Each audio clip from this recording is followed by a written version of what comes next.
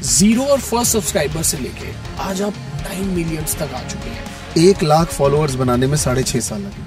क्या बात है। अगले 1 लाख फॉलोअर बनाने में सिर्फ 3 महीने लगे और उसके अगले 1 लाख फॉलोअर बनाने में सिर्फ 40 घंटे लगे। पहले ये समझ आया कि अच्छा, जो लोग घूमने जाते हैं, वीडियो बनाते हैं, फिर सोचते हैं हम यूट्यूब पे डाल देते हैं। नहीं, आपको जाना पड़ेगा वीडियो बनाने के लिए, तो आप घूम रहे हैं। स्टार्टिंग में जब हमने शुरुआत करी थी, रील नाम की कोई चीज़ थी नहीं, तो हमें लॉन्ग वीडियोस बनानी पड़ती थी। हम 10 से 12, 15 मिनट की वीडियोस बनाते थे और सडनली हमें आया कि यार वही बातें आपको 60 सेकंड में डिलीवर करनी है। तो हमें तो मजाक लगा, इनफैक्ट बहुत दिनों तक समझ ही नहीं आ रहा था करें कि ना करें। बहुत से यूट्यूबर्स होते हैं जो मेहनत बहुत करते हैं और बहुत अच्छे कंटेंट भी बना रहे हैं, लेकिन वो बहुत चल नहीं पाते। एज अ वर्कहॉलिक, जब तक मैं इस दुनिया में हूँ, मैं यूट्यूब कम्युनिटी जो मैं ये काम कर रहा हूँ, कैमरा, लाइट, माइक्स, मैं जिंदगी भर देखना चाहता हूँ और यही मैं करता रहूँगा।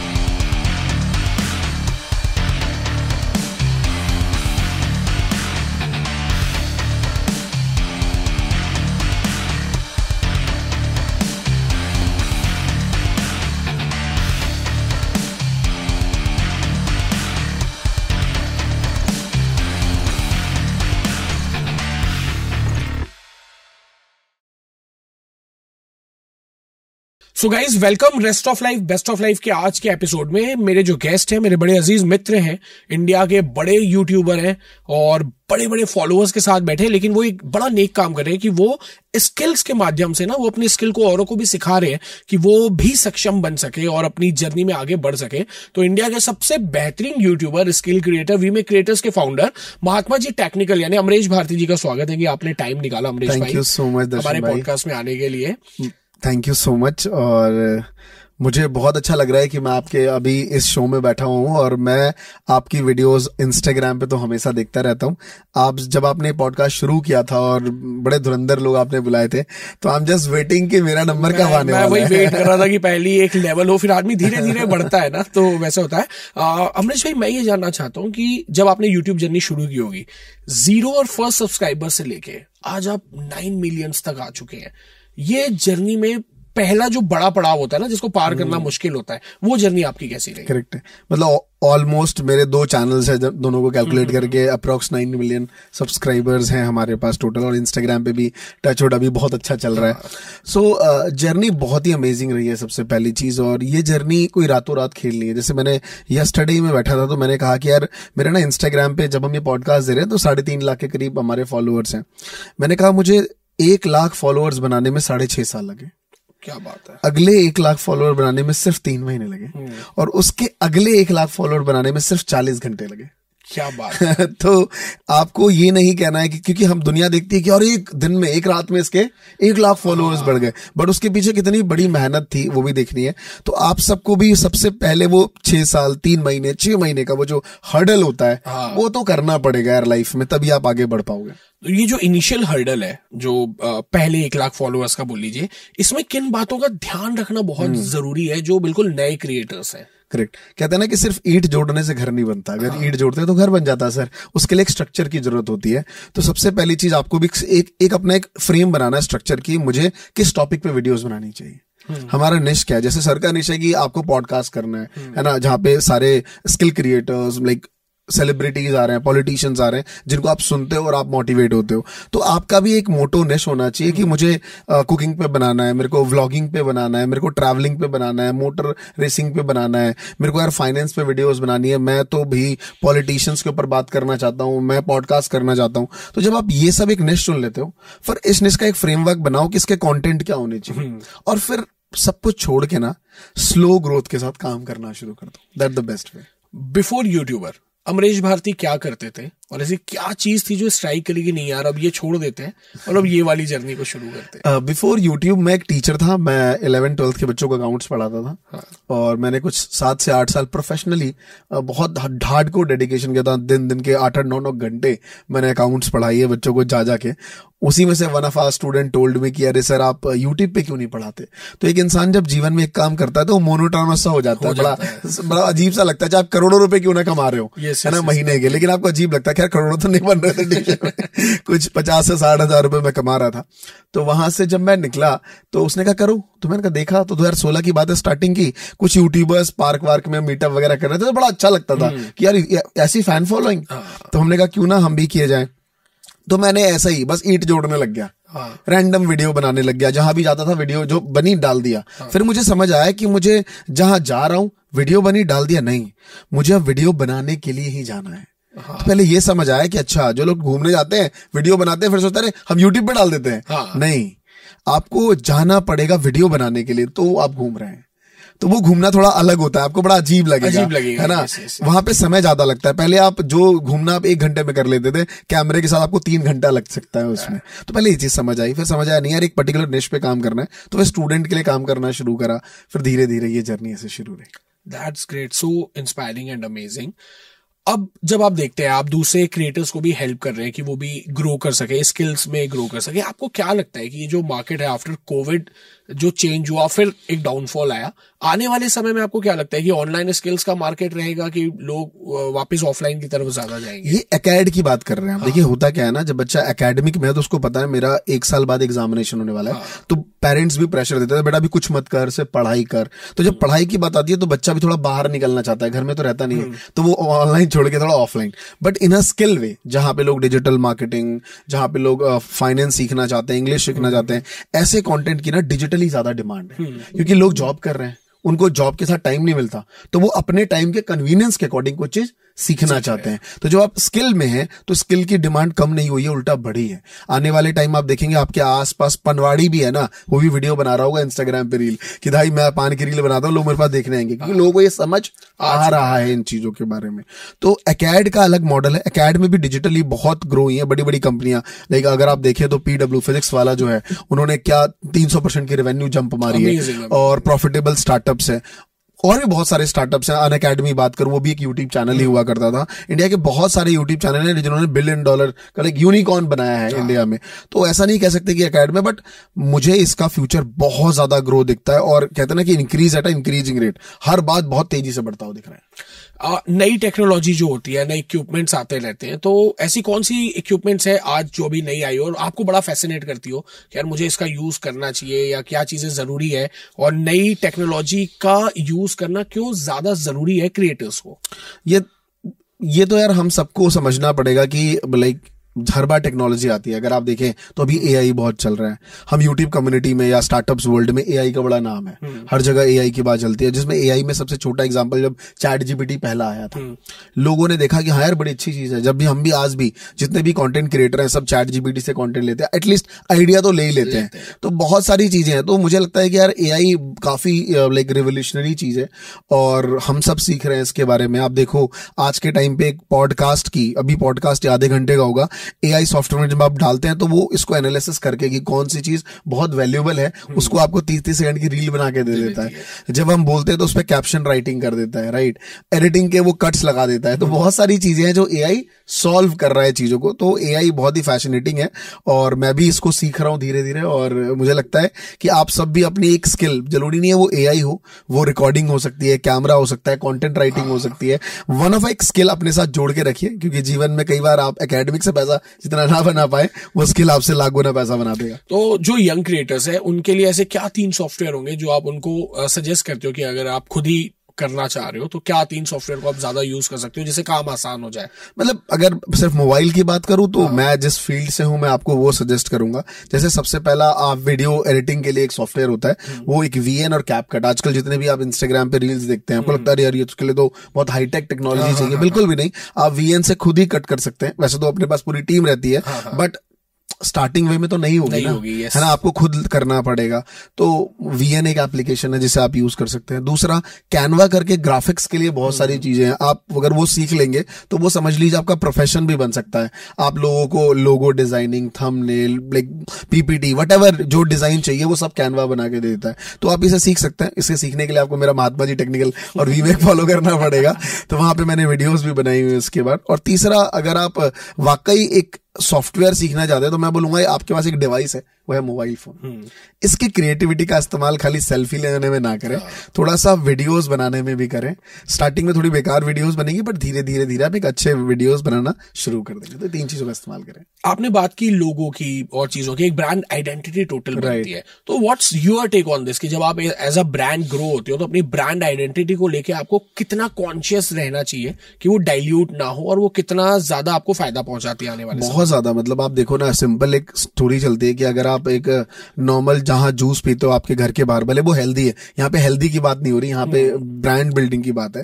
वो जूस आप मुश्किल से 50 रुपए के ग्लास में पीते हो, बट उसी जूस का 30% वो सिर्फ कुछ पॉइंट लेके अलग से कोई केमिकल और वो सारी चीजें डाल के सिर्फ एक ब्रांड का लोगो बना के और उसको सेलिब्रिटी के साथ आता है, और आम का जूस और समथिंग लाइक दिस, वो ब्रांड आइडेंटिटी ऐड आता है और कितना महंगा बिका जाता है वो।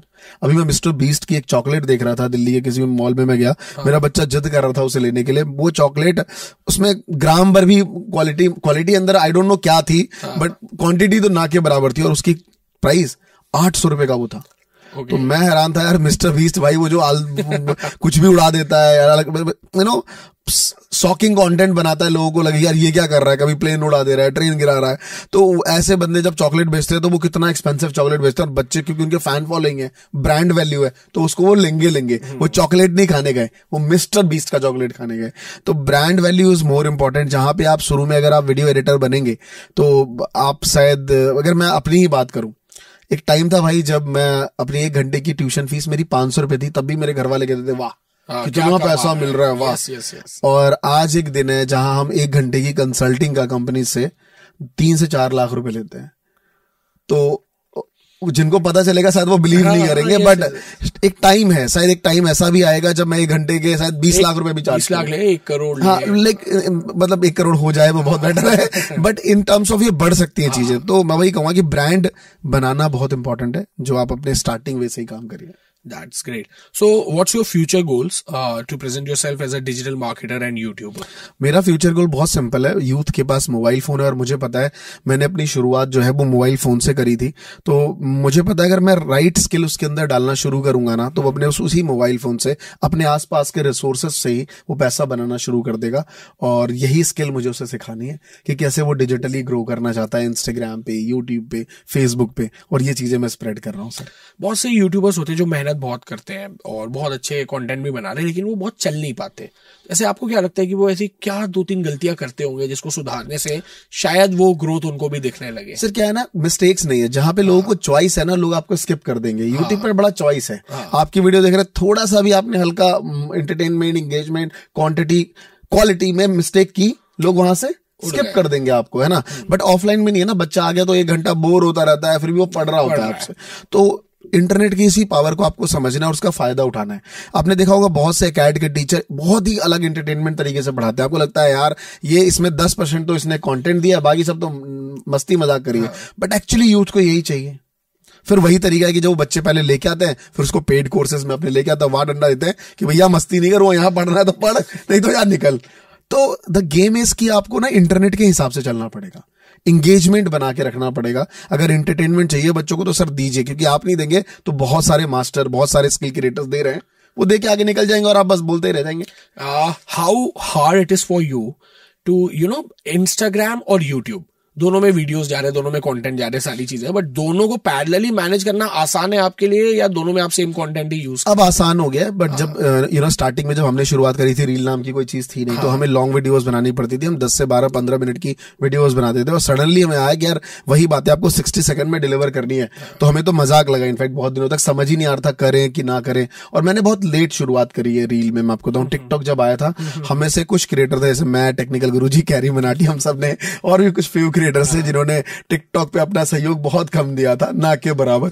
लेकिन बाकी बहुत सारे क्रिएटर टिकटॉक पे बहुत अच्छा कर रहे थे। तो टिकटॉक की वजह से लोग रील वाला जो फॉर्मेट आया वो सेट हो गया, और मुझे लगता है कि अब रील फॉर्मेट को लोग एक्सेप्ट करने लगे हैं और अच्छा चल रहा है। तो अब मेरे लिए बड़ा यूज टू है, क्योंकि वहां फॉलोअर्स बढ़ रहे तो मजा आ रहा है। That's great. मैं रिसेंटली आपके वीमेक क्रिएटर्स के जो कॉन्क्लेव हुआ था, आपने बहुत सारे क्रिएटर्स को बुलाया था, और आपकी एक अमेजिंग फैन फॉलोइंग थी। मतलब वो बिल्कुल अमिताभ बच्चन जब चलते हैं ना तो वो वैसी वाली फीलिंग, पीछे से लोग चिल्ला रहे हैं अमरीश अमरीश अमरीश और फोटोज खिंचा रहे हैं। तो ये बात हो गई आपके सक्सेस के बाद की। पहली बार रिकॉग्निशन आपको कब मिली और उस समय कैसा फील हुआ यार कि हाँ अब लोग पहचानने लग गए, मेहनत सार्थक हो गई है? तो वो क्या फील था, कोई किस्सा है? मैं आपको बताता हूँ, मैंने अपने ऑफिस के वॉल पे लिखा हुआ है वो। हाँ। और डेट मुझे याद नहीं, 2017 की बात है। मैं और मेरा दोस्त मुझसे बहुत हैंडसम दिखता है, वो चला रहा था, मेरी ऑल्टो हुआ करती थी, हम दोनों जा रहे थे और कोई छोले भटूरे की शॉप थी तो हम वहां रुके और हम खा रहे थे। अचानक से एक लड़की आती है, कहती है अरे महात्मा जी टेक्निकल। तो मेरे को तो पता था कि चलो मैं यूट्यूबर हूं, बट मुझे किसी ने ऐसे कभी बोला नहीं। हाँ। तो मैंने कहा हाँ, मुझे क्या गले वाले लग के एकदम, तो आसपास के छोले वाले वाले सोच रहे वो कोई छोटा मोटा स्टार्ट टाइम है क्योंकि उस टाइम सीरियल का ही जमाना था। तो मेरा दोस्त सोच रहा भाई, क्योंकि उसको भी नहीं पता था कि क्या है, मतलब यूट्यूब तो किसी को पता ही नहीं था उस टाइम। तो मैं भी इतना शॉकिंग रहा, वो लड़की उसको लग रहा था कि पता नहीं उसने किससे मिल लिया। तो मेरे पास अभी फोटोज पड़ी है मेरे इंस्टाग्राम पे, हमने कल दिखा भी रहे थे हम वो। तो वो मेरे लिए बड़ा लाइफ का बड़ा अमेजिंग मोमेंट था कि 2016 के एंड की 17 की शुरू की बात है जब ऐसा मेरे साथ हुआ। That's great. अमरीश भारती नाम भी हो सकता था, वाई महात्मा जी टेक्निकल? महात्मा जी टेक्निकल ऐसा कुछ सोचा नहीं था, लेकिन हाँ नाम के पीछे हमने बड़ी मेहनत करी कि कौन सा नाम रखना चाहिए। हमने ज्ञान की खोज, पता नहीं क्या क्या खोज अपने चैनल का नाम रखा। तो one of our student told कि सर सब जैसे टेक्निकल गुरु जी हैं, तो टेक्निकल ये जी, टेक्निकल वो जी, टेक्निकल भ्रष्टाचार जी, टेक्निकल ज्ञान जी, टेक्निकल इधर जी, टेक्निकल उधर जी, बहुत सारे लोग थे। तो उसने कहा सर आप भी बन जाओ टेक्निकल महात्मा, टेक्निकल गुरु जी है तो आप बन जाओ टेक्निकल महात्मा। हाँ। तो मैंने कहा शूट नहीं कर रहा। जब मैं वहां से निकला तो मैंने कहा टेक्निकल महात्मा जी टेक्निकल। तो मैंने कहा यार महात्मा जी टेक्निकल शूट कर रहा है क्योंकि मैं वैसे आता हूँ गिरी समाज से और महात्मा वर्ड शूट भी करता है। मैं अपने नाना जी को देखता हूँ दाढ़ी वाड़ी में। तो इतना सोचा नहीं था कि दुनिया मेरे लिए इतनी बन जाएगी, बट उस टाइम की यही पिक्चर है मेरे दिमाग में। तो मैंने कहा ठीक है महात्मा जी टेक्निकल रख देते हैं, कुछ बोलने में आसान लग रहा है, बट हाँ ये नाम मुझे बहुत पसंद है आज के डेट में। अमरीश भाई बहुत मजा आ रहा है और बहुत सारे इंटेक्स है, मतलब आपके इस यूट्यूब को आई एम श्योर जो भी देख रहे होंगे तो उनको बहुत सारे पॉइंट्स मिल रहे होंगे। एक दो कुछ चीजें पर्सनल भी पूछते हैं। आदमी जब सक्सेसफुल होता है ना तो वो दुनिया को बाद में दिखाना चाहता है, वो कुछ करीबी अपने लोगों को दिखाना चाहता है। और जब हम देखते हैं कि हमारी जिंदगी का वो एक बहुत इंपॉर्टेंट हिस्सा शायद फिजिकल रूप में हमारे साथ मौजूद नहीं है। आपकी मम्मी की जो चीज हुई थी, मुझे याद है आपने वहां बात की थी कि आप ऊपर देखे तो मुझे लगा कि यार आप शायद उनको देख रहे होगे कि आप होते तो आप देखते कि यार 5,000 10,000 लोग की भीड़ है। कैसे मिस करते हो यार? कभी कभी लगता है कि नहीं यार उनका भी होना जरूरी है, क्योंकि आजकल का यूथ जो हो रहा है ना वो टेकन फॉर ग्रांटेड लेने लग गया है चीजों को। मतलब वो पैसे, गाड़ी, दौलत, शोहरत, इन सबके पीछे भाग रहे हैं। बट मुझे लगता है कि एक जगह हमको वहां पे भी ठहराव लाना पड़ेगा, दिन का एक हिस्सा बनाना पड़ेगा कि जहां पे आप अपने फैमिली, अपने दोस्तों के साथ भी समय दे सको। ये चीज ना समझ नहीं आती यार। जिंदगी ना बड़ी छोटी है। मतलब अगर आपको 2 लाइफ मिले ना तो मुझे पता है आप सेकंड इनिंग ना बहुत ग्रेट खेलोगे यार, क्योंकि ना सेकंड इनिंग की बात ही अलग है ना कि बट मिलता नहीं है लाइफ में सेकंड चांस, किसी को नहीं मिलता। आपको एक ही जिंदगी जीनी है। 25 साल की उम्र गई तो इंसान को समझने के लिए ना आपको सुनना पड़ेगा, लोगों की जो प्रॉब्लम्स है उनसे समझना पड़ेगा। तो खैर मेरी मम्मी की जब ये हुआ तो मैं 17 साल का था। हाँ। और उनकी पिक्चर भी आपके जस्ट पीछे रखी हुई है। तो मुझे याद है उस टाइम 17 साल की उम्र में आप बच्चे से क्या एक्सपेक्ट करोगे? उसकी एक अपनी दुनिया होती है, दोस्त यार होती है, उसे खेलना पसंद है, उसे घूम। 10वीं का बच्चा क्या ही करेगा? आप सब जो 10th में हो गया, जो 10th में थे, तो आप इमेजिन कर सकते हो। बट सडनली मेरे साथ ऐसा हुआ और फिर मेरी शादी भी हो गई कुछ दिनों बाद ही, 3-4 महीने बाद। तो 17.5 की एज में मैंने शादी कर ली। ओके, मतलब वो बाल विवाह वाले आप वैसा तो अंदर डाल तो खैर उस टाइम इतना था नहीं, तो चीजें हुई। और आज बहुत मेरी वाइफ बहुत सपोर्टिव है। रही बात मॉम की, तो मिस बहुत करता हूँ। इनफैक्ट यस्टरडे मैंने एक रैंडम एक वीडियो पता नहीं मैंने बनाई थी जो मैं किसी को दिखाना नहीं चाहता, बट मेरी आंखों में आंसू थे और मैं मिस कर रहा था। मतलब हाँ। जब लाइफ में आपको कुछ होता है ना, मैं आपको यहाँ बस ऐसे दिखाना चाहता हूँ कि ऐसे रैंडम वीडियो होगी कि मैंने यार क्या क्या अचीव कर लिया। मतलब मैं आप अगर देखोगे जैसे यस्टरडे की वीडियो है ना, तो लाइक तो मिस तो मैं हमेशा करता हूँ जब मैं स्ट्रगल जोन में होता हूँ ना, जब मुझे कुछ चीजें हो नहीं रही होती तब मैं नहीं याद करता। तब मेरे को लगता है कि मुझे बस कुछ करना है।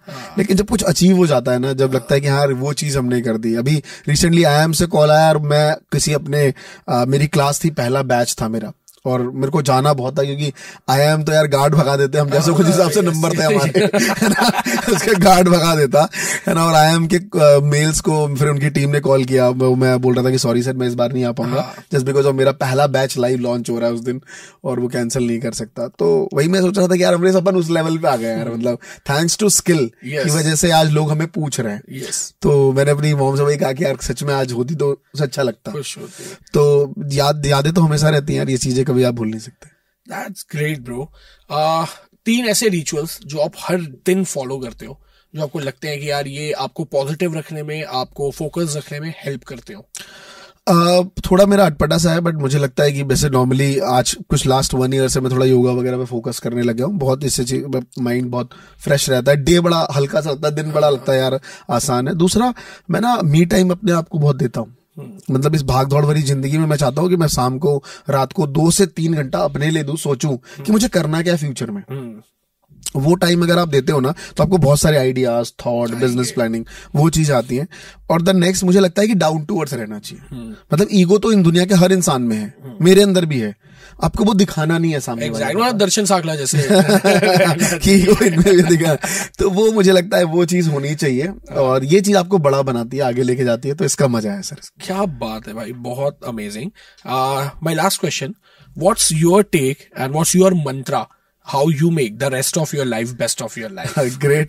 सबसे पहले तो आपका जो ये है rest of life best of life, जब मैं आपसे जुड़ा था उस टाइम तो मेरे को बड़ा अच्छा लगा। आपकी जो कम्युनिटी है इतना बढ़िया काम कर रही है, लाइफ में हैप्पीनेस और ये सारी चीजें बांटना दुनिया का सबसे बेस्ट वर्क है जो आप कर रहे हैं।